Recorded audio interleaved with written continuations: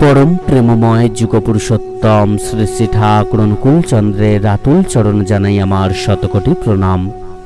जय गुरु सकल इष्टप्राण दादा मायेरा, आपनार सकल मनोकामना पूर्ण हबे। परम दयालेर काछे हाथ जोड़ करे यदि एई एकटी कथा आमरा ताके जानाते पारी, ताके बोलते पारी, पूर्ण भक्ति भरे श्रद्धा भरे आमरा यदि एई कर्मटी करते पारी ताहलेई किन्तु सकल मनोकामना सहजेई पूर्ण हबे। सेदिनटा छिलो इंग्राजी 1942 सालेर 16 জানুয়ারি। श्री श्री ठाकुर अनुकूलचंद्र प्राते निभृत निवासे बिछानाय बसे आछेन दक्षिणास्य हये, चश्मा चोखे दिए निविष्ट मने नाद कारणीय इंडियान मेटेरिया मेडिका पढ़छिलेन। एइबार ओषुध मेलाय खुशी, बोललेन तामाक साजो। कालिदासीमा तामाक सेजे दिलेन। मालदाहेर एकटी दादार गुरुतर असुस्थतार संबाद जानिए काल एकखाना चिठी एसेছে। সেই থেকে শ্রী শ্রী ঠাকুর ডাক্তারি বই ঘাঁটছিলেন। কেষ্টদা, বীরেন্দা, হরিপদদা, প্যারিদা, কালিদা প্রভৃতির সঙ্গে মাঝে মাঝে আলাপ করছিলেন। শ্রী শ্রী ঠাকুরকে অতটা উদ্বিগ্ন দেখে প্রফুল্ল জিজ্ঞাসা করলেন, অসুখ বিসুখ সম্বন্ধে কত চিঠিই তো আসে, সব ক্ষেত্রে তো আপনাকে এতটা উদ্বিগ্ন ও ব্যস্ত এই সমস্ত কিছু হতে দেখি না। ক্ষেত্র বিশেষে আপনার এই বিশেষ উদ্বেগের কারণ কি? শ্রী শ্রী ঠাকুর একটু হেসে বললেন, উদ্বেগ নিয়েই আমি আছি, তবে তোমরা স্বাবলম্বী হয়ে ওঠো যদি, সেই আমার আনন্দ। সেই জন্য অনেক সময় কাউকে কাউকে নাকানি চুবানি খেতে দেখেও রা করি না, আবার সাহায্য করলেও সামনাসামনি করি না, করি পরোক্ষভাবে, যাতে সে হাল ছেড়ে না দেয়। মানুষের এমনই দোষ, তারা যেন নাবালক ও পঙ্গু হয়ে থাকতেই ভালোবাসে। আমার একটু সাহায্য পেলেই গা ঢিল মারে, সেই সাহায্যের ওপর দাঁড়িয়ে যে আরো চেষ্টা করে কৃতি হবে তার হয় না। তাই আমি নজর রাখি সবার ওপর, কিন্তু সব সময় সবাইকে হাত বাড়িয়ে দিই না। তবে যখনই দেখি কেউ হুমড়ি খেয়ে পড়তে যাচ্ছে তখন আর স্থির থাকতে পারি না। আমার রকমটা কিরকম জানো? ধরো তুমি একজনকে সাঁতার শেখাচ্ছ, কেবলই যদি তাকে তুমি ধরে থাকো তাহলে সে কিন্তু আর সাঁতার শিখতে পারবে না, মাঝে মাঝে তাকে ছেড়ে দেওয়াই লাগবে। সেই অবস্থায় সে হয়তো একটু আদ্র জলও খাবে, কিন্তু এমনই করেই সে সাঁতার শিখবে। আর যদি দেখো ছেড়ে দেওয়ার ফলে সে ডুবে যাচ্ছে, তখন তাকে ধরা ছাড়া উপায় কি? এই যে বলছি, এ হলো বুদ্ধি করা কথা। আমার মন চায় না যে তোমাদের কারোর গায়ে এতটুকু কাঁটার আঁচড় লাগে, তাই তোমাদের অসুবিধা দেখলে আমি ভিতরে ভিতরে অধীর হয়ে পড়ি। তার দরুন তোমাদের যতখানি স্ট্রাগল বা সংগ্রাম করতে দেয়া উচিত আমার, তা দিতে পারি না। বলতে পারো কেন সে সুযোগ দেন না, কিন্তু ওইখানেই আমার স্নেহদৈবল্য। আমি সবসময় ভাবি যত রকম কষ্ট আছে সব আমার উপর দিয়ে যাক, আর সবাই সুখে থাক। জীবন বড় প্রিয় এবং তা সবার কাছেই। এই জীবন দীর্ঘতর হোক, নিরাবিল হোক, সুখকর হোক সবার, সেইটাই আমার সত্তার ক্ষুধা। তাই ক্ষুদিতের মতো হন্যে হয়ে ছুটি মানুষের কাছে। আমি জানি কেউ ব্যর্থ বা ব্যথিত হলে সে বেদনা আমাকেই সইতে হবে, তাই নিজের স্বার্থে নিজের গরজেই যতটুকু পারি করি। কারোর জন্য প্রাণপণ করলেও আমার মনে হয় না যে যা করা সবটুকু করেছি। সব সময় ভাবি করতে বাকি থাকলো কোনটুকু। আমার অন্তরে ছবিখানা যদি কেউ দেখতে পেত তাহলে সে বুঝতে পারত ভালোবাসার কি জ্বালা, ভালোবাসার কি দায়। তবে আমি তোমাদের লাখ ভালোবাসি না কেন সেটা তোমাদের সম্পদ নয়, কিন্তু তোমাদের তরফের ভালোবাসাই কিন্তু তোমাদের মূলধন। ওইটুকু খাটিয়েই তোমরা তরে যেতে পারো, তরিয়ে দিতে পারো মানুষকে। প্রত্যেকের চোখ, মুখ, চেহারা, চাল চলন, কাজ কর্মের মধ্যে আমি লক্ষ্য করি ভালোবাসা কতটুকু জাগলো তার মধ্যে। কারোর মধ্যে যখন দেখি অকৃত্রিম অনুরাগের একটি পাপড়ি মেলেছে, তখনই যেন আমার অন্তররাজ্যে উৎসব লেগে যায়। কতবার রোমন্থন করি সে স্মৃতি। আমাকে কেউ ভালোবাসে কিনা তার পরখ হলো কিন্তু তার পরিবেশের সঙ্গে ইষ্টানুক সঙ্গতি নেই।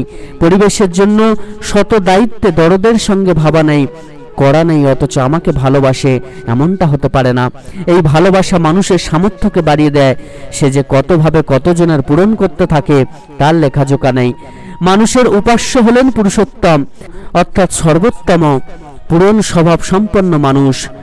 পুরুষোত্তমের পূজারী যখন হয় মানুষ, তখন থেকেই সে হয় পূরণব্রতী, সেবাব্রতী, তখন সে পুরুষ নামের যোগ্য হয়। আর তার আগে প্রচণ্ড সে কাপুরুষ। কাপুরুষের স্থান নেই জগতে। সে মানুষের গলগ্রহ হতে পারে, কিন্তু কাহকে গলায় গ্রহণ করে বইতে পারে না। এ যেমন আছে, আবার এ কথাও ঠিক, কেউ যদি অকপট আত্ম হয়, সেও কিন্তু মানুষের প্রাণে দয়ার উদ্রেক করে আর কর্মশক্তিকে সঞ্চালিত করে আত্মরক্ষার উপায় করতে পারে। ভগবান অসহায় করেননি কাউকে, সব অবস্থায় মানুষের জন্য পথ করে রেখেছেন। যারা কপট নিষ্ঠাহীন, দোদল বান্ধা, তাদেরই মুশকিল সবচাইতে বেশি। কারোর জন্য আমার করবার প্রাণ শীর্ণ নয়, কিন্তু যে যেমন ইম্পালস বা সাড়া দেয়, প্রাপ্তিও ঘটে তার তেমনতর। অনেকে লেখে বলে ভাষায় কত চাকচিক্য, কিন্তু তাদের মুখ যা বলে চোখ তা কয় না। আবার কতজনে আছে ন্যাংলা গুছিয়ে কথা বলতে পারে না, কিন্তু সর্ব অঙ্গের ভাষা দিয়ে প্রাণে দাগ দিয়ে যায়। একটি দাদা জিজ্ঞাসা করলেন, ঠাকুর, আমরা বিপদে আপদে পড়ে যখন আকুলভাবে ডাকি, তখন কি আপনি ডাক শুনতে পান? শ্রী ঠাকুর স্মৃতি হাসিয়ে বললেন, তোমাদের অন্তরে ঠাকুর যখন শুনতে পান, তখনই আমার শোনার সামিল হয়। ঠাকুর আমাদের ছেড়ে নেই কাউকে, তিনি সবার সঙ্গেই আছেন। ফল কথা কেবল তিনিই আছেন বহুরূপে বহুভাবে। আমরা যেখানে যতখানি বিমুখ তার প্রতি, তিনিও সেখানে ততখানি অপ্রকট আমাদের কাছে। জানতে অজান্তে তার সঙ্গেই ঘর করছি আমরা। তার দিয়া যা কিছু সবই চাই আমরা, কিন্তু এমনই অকৃতজ্ঞ যে আমরা তাকে চাই না, তবু তিনি বিমুখ হন না আমাদের প্রতি। প্রতীক্ষায় কাল গণেন, কবে চাইব তাকে। যেদিন সত্যি করে তাকে চাই, সেদিন সব জুড়ে, সব ভরে, সব শূন্যতার আকাশে ব্যপ্ত হয়ে তিনি ধরা দেন আমাদের কাছে। ঠাকুর আমাদের কি যে সে ঠাকুর, এই বলে গান ধরলেন। ও তাঁর গুণের কথা কইব কেমনে, সে যে গুণাতীত পরম রতন। বারবার আবেগ ভরে গানের একটি কলিই গাইছেন। গাইতে গাইতে চোখের কোণে অশ্রুসিক্ত হয়ে উঠল। এরপর একটুক্ষণ চুপচাপ থাকলেন। খানিকটা বাদে গুরুস্বরে বলছেন, আমি আমার তল পালাম না। পরমপিতা যে কাণ্ড করিতেছেন তিনিই জানেন। আজ একটা গভীর গম্ভীর সুখ ও সমৃদ্ধ রহস্য ঘনিয়ে উঠেছে প্রকাশ্য দিবালোকে, এই জালের ঘরে নিভৃত নিবাসে। ঠিক যেন ঠাওর পাওয়া যাচ্ছে না, কোথায় বসে আছি সবাই, কার সামনে বসে আছি। এই যে আমরা এত কিছু পরম দয়ালের কাছে চেয়ে বসি, আমরা এত কিছু মনোকামনা করে বসি, পরম দয়াল যুগপুরুষোত্তম শ্রী ঠাকুর স্পষ্ট করে দিয়ে বললেন, সমস্ত মনোকামনা, সমস্ত চাওয়া পাওয়া সবই কিন্তু পূরণ হবে। সমস্ত বিপদ কিন্তু সহজেই দূর হবে। যখন আমাদের অন্তর আমাদের ডাক শুনতে পাবে, তখনই কিন্তু পরম দয়াল আমাদের ডাক ঠিক শুনতে পান এবং তিনি সহজেই আমাদের সকল মনোকামনাকে পূর্ণ করেন। পরম দয়াল যুগপুরুষোত্তম শ্রী ঠাকুর বললেন, তার দেয়া যা কিছু সবই চাই আমরা, অর্থাৎ আমরা অর্থ, প্রতিপত্তি, নাম, যশ, উন্নতি, সমস্ত কিছুই কিন্তু পরম দয়ালের কাছে চেয়ে বসি। আমাদের মনোকামনার মধ্যে সমস্ত কিছুই কিন্তু থাকে। আমরা সমস্ত বিপদ আপদ গ্রহদোষকে কাটানোর জন্য তার চরণে প্রার্থনা জানাই, কিন্তু আমরা এমনই অকৃতজ্ঞ যে আমরা তাকে চাই না, তবুও কিন্তু তিনি কখনো আমাদের প্রতি বিমুখ হন না। প্রতীক্ষায় কাল গণেন, কবে চাইব তাকে। অর্থাৎ আমরা যদি শুধুমাত্র তাকে চেয়ে যাই, আমাদের হৃদয় মন্দিরে যদি তাকে বসাতে চাই, আমাদের সমস্ত কামনা বাসনা যা কিছু আছে সব যদি পরমপিতা হন, আমরা কোনো রকম চিন্তা করব না, শুধুমাত্র পরমপিতার চিন্তা করব। আমরা কোনো রকম কথা ভাববো না, শুধুমাত্র পরমপিতার কথা ভাববো। দেখবেন আপনি সমস্ত বাধা বিপদ থেকে যে কিভাবে উতরে যাবেন, তা কিন্তু আপনি নিজে কল্পনাও করতে পারবেন না। আপনার উন্নতি, অর্থ, প্রতিপত্তি, এই সমস্ত কিছুই দেখবেন ঠিক হবে। কোনো না কোনো পথ দেখবেন ঠিক আপনি পেয়ে যাবেন, কোনো না কোনো রাস্তায় দেখবেন আপনি ঠিক চলবেন। শুধুমাত্র তাকে চিন্তা করুন, তার কথা ভাবুন, তার আদেশ নির্দেশ মেনে চলুন, তাকে জীবনে চান। তার কাছে এই প্রার্থনা করুন যেন তিনি আপনার হন। এই প্রার্থনাতেই কিন্তু আমাদের সকল মনোকামনা পূর্ণ হবেই হবে।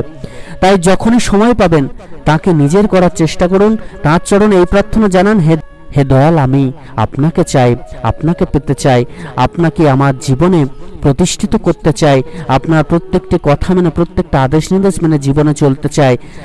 আপনাকে পেলেই আমার জীবনে সব পাওয়া হবে। দেখবেন এটি অক্ষরে অক্ষরে ফুটে উঠবেই উঠবে। আপনি তাকে পাওয়ার চেষ্টা করুন, সমস্ত কিছু আপনাকে পাওয়ার চেষ্টা করুন, অর্থাৎ সমস্ত কিছু আপনি আপনি আপনার জীবনে আসবে।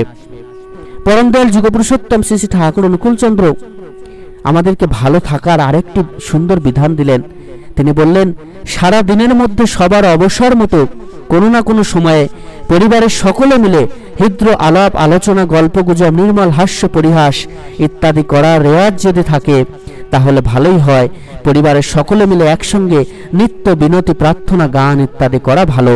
এর মধ্য দিয়ে কিন্তু পরিবার সুখের হবে, শান্তির হবেই হবে। প্রত্যেকে তাতে ভালো থাকবেন, সুখে থাকবেন।